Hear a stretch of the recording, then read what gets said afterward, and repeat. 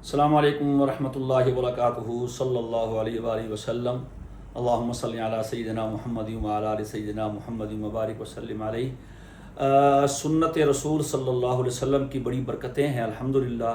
اور امت اس پہ عمل پیرا بھی ہے، لیکن ایک بہت مبارک سنت ہے جسے تقریباً ترک کر دیا گیا ہے، تقریباً شاید کہ پوری دنیا میں، اور وہ سنت ہے جمعے کے دن فجر کی نماز میں مسنون قرات۔ نبی کریم علیہ الصلوۃ والسلام کی مبارک سنت ہے کہ آپ جمعے کے دن فجر کی نماز کی پہلی رکعت میں سورہ سجدہ پڑھتے تھے، سجدہ بھی فرماتے تھے، اور دوسری رکعت میں سورہ دہر پڑھتے تھے۔ کچھ عرصہ پہلے تک حرمین شریفین میں یہ معمول رہا،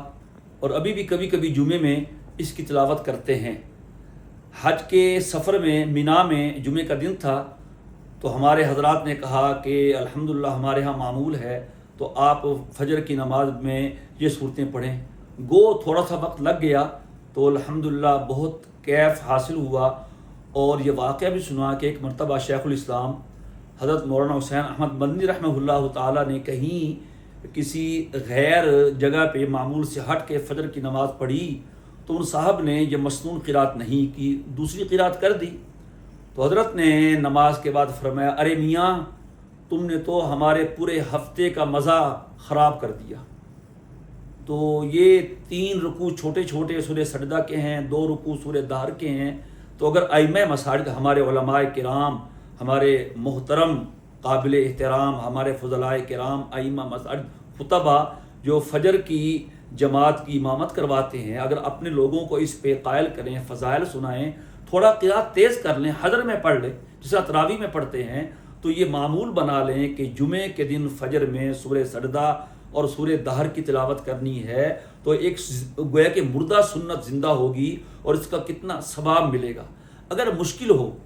تو پھر جیسا عربی میں کہتے ہیں ما لا یدرک کلو لا یدرک کلو، جو چیز پوری حاصل نہ ہو تو پوری چھوڑی بھی نہیں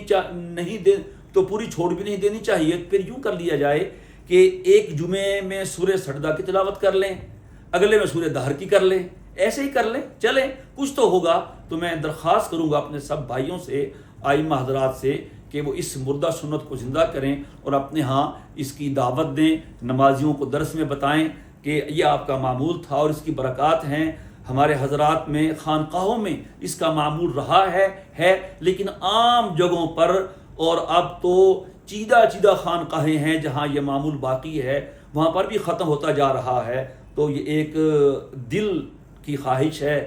حضور سے محبت کا تقاضا ہے، درد دل ہے کہ اللہ تعالی ہمیں توفیق عطا فرمائے کہ ہم فجر کی نماز میں اس مسنون قرات کا معمول بنائیں، لیکن پھر قرات ایسا نہ کریں، اسی پہ اشکال ہوگا۔ عام طور پہ آپ لوگ 10 11 12 منٹ میں فجر کی نماز پڑھتے ہیں، تو اس دن 15 منٹ میں ہو جائے گی، 16 منٹ میں ہو جائے گی، تو قرات آپ کو تیز کرنی پڑے گی حضر میں۔ وہ کوئی منع نہیں ہے، جب تراویح میں آپ حضر میں پڑھتے ہیں تو فرض میں حضر میں پڑھنا کہاں سے منع آ گیا؟ تو یہ ایک میسیج تھا، پیغام تھا، اور یقین کیجئے مینا کے دن جو 12 ذی الحجہ کا جمعہ تھا، اس دن سے میرے دل میں یہ پیغام تھا کہ میں کس طرح اپنا ساتھیوں کو دوں، تو آج میرے ذہن میں آیا، میں یہ پیغام بھیج رہا ہوں۔ اللہ کرے اللہ ہم سب کو اس سنت پہ عمل کرنے کی توفیق عطا فرمائے، اور اس سنت پہ عمل پیرا ہونے کے نتیجے میں اللہ تعالی حضور کی شفاعت، آپ کی محبت اور عقیدت میں اور اضافہ فرمائے۔ السلام علیکم ورحمۃ اللہ وبرکاتہ۔